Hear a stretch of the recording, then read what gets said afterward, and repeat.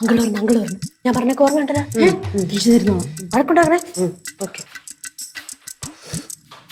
നമ്മളെ ചിന്നക്കൂട്ടാ എന്നാ മന്തി ബിരിയാണി സൂപ്പും ഉണ്ട്. സൂപ്പാ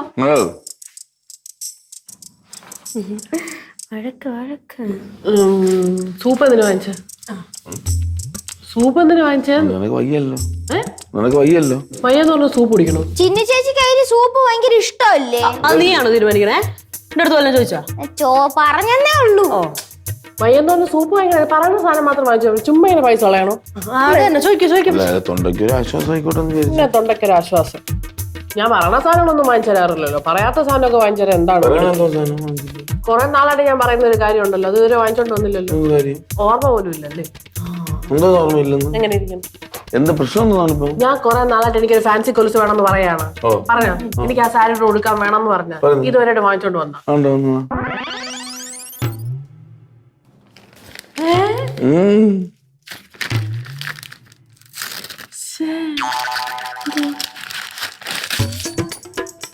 അതിന് കൊള്ളായത്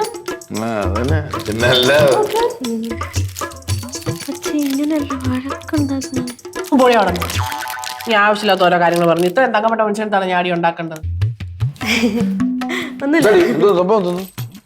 നീ ആയിട്ട് വേണോ ഞാൻ പറയണോ? ഒന്നുമില്ല, വെറുതെ ഒരു തമാശ അല്ലേ? ഒന്നുമല്ല.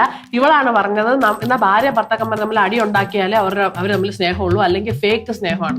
രാമന്റെ അടുത്ത് ഫേക്ക് സ്നേഹമാണ്. ഞാൻ എന്ത് പറഞ്ഞാലും രാമന്റെ അടുത്ത് തിരിച്ച് അടി ഉണ്ടാക്കിയില്ല. അതുകൊണ്ട് എൻ്റെ അടുത്തുള്ള സ്നേഹം ഇതൊന്നും ദൃഢമല്ല. ഇവളുടെ അച്ഛനമ്മയും ഭയങ്കര സ്നേഹമാണ്.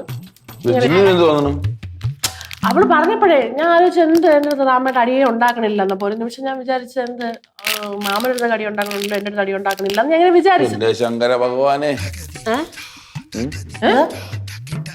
അല്ലേ ശിവനെ വിളിച്ചത്? പിന്നെ മക്കളെ നമുക്ക് കഴിക്കാം. വിശക്കണുണ്ടായിരിക്കും അല്ലേ? ഇല്ല. എന്നാലേ നീ ഇന്ന് കഴിക്കണ്ട, കിടന്നുറങ്ങിക്കും. നിനക്ക് ഇവിടെ ഫുഡ് ഇല്ല.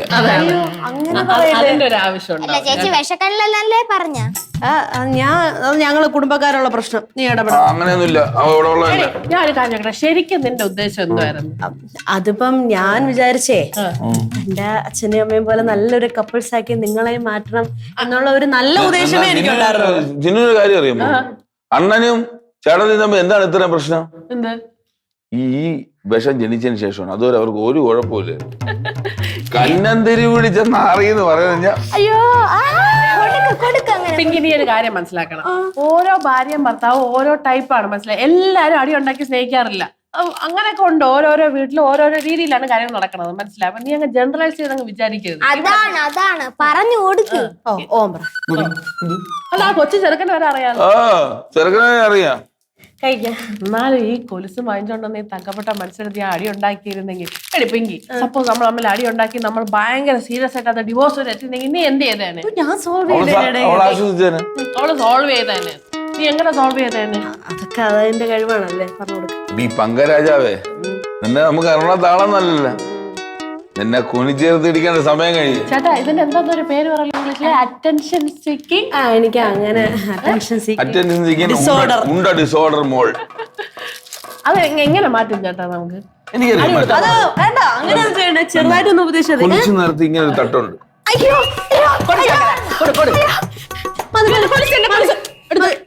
എടുത്തരാ. അയ്യോ ഇനി അതിന്റെ പേരിൽ അടിക്കാം. മതി, ഇത്ര മതി. ഇതിന്റെ ആവശ്യമുള്ളൂ. ഞാൻ നന്നായി, നാളെ തൊട്ട് നന്നായിക്കോളൂ. ഇന്നിപ്പോ സമയം. എല്ലാരും ഓക്കെ അല്ലേ? ഓക്കെ അല്ലേ? മക്കൾ കഴിയണം. എന്റെ ചെറുക്കനെ പൊട്ടിച്ചു. അവന് കൂട് അവന് അവന്റെ അടുത്ത് പ്രത്യേക സ്നേഹം. അങ്ങനെ വേണേ കഴിച്ചിട്ടടിച്ചപ്പോടാ. വേണം കഴിച്ചോടാ. നീ ആര് പറയും പോലെ കുടുംബത്തിൽ ഇവിടെ ഇരിക്കുന്ന വേണ്ട. നീ ഷെഡിൽ പോ. ഇന്നത്തേക്ക് ഇരുന്നോട്ടല്ലേ? മക്കളെ മക്കളെ ഇങ്ങോട്ട് വന്ന് ഇരി നീ ഇങ്ങനെ അടിച്ചോട്ടാ. എപ്പോഴും അടിച്ച് ഒപ്പത്തിന് വെച്ചോ, അല്ലെങ്കിൽ അവള് വിചാരിക്കും സ്നേഹമില്ല. അങ്ങനെ എന്റെ മോള് വിചാരിക്കൂ. രാമങ്കൾ അവിടെ വന്നിരിക്കണോ? വേണ്ട അങ്കിൾ, അങ്ങോട്ടിരുന്നാ കഴിക്കാൻ. പൊട്ടി എനിക്ക് ആദ്യം സൂപ്പ് തരണേ. സൂപ്പ് ഞാൻ പാത്രം എടുത്തോണ്ടൊരു പൊട്ടിക്ക. സൂപ്പ് നീ എടുക്കല്ലേ? പാത്രം ഞാൻ ഒറ്റയ്ക്ക് എടുക്കണോ? പിങ്കി മോള് കൂടെ വരുവോ? എനിക്ക് വയ്യ. അല്ലേ ചിന്നി പിങ്കി മോള് വാടി. പിന്നെ ഉണ്ടാ ഓളി വിളിച്ചല്ലേ? ഓ ഇനി അണ്ണൻ പിങ്കി ചേച്ചിക്കുള്ള അവിടെ വെച്ച് ബാക്കി കൊടുത്തോളൂ.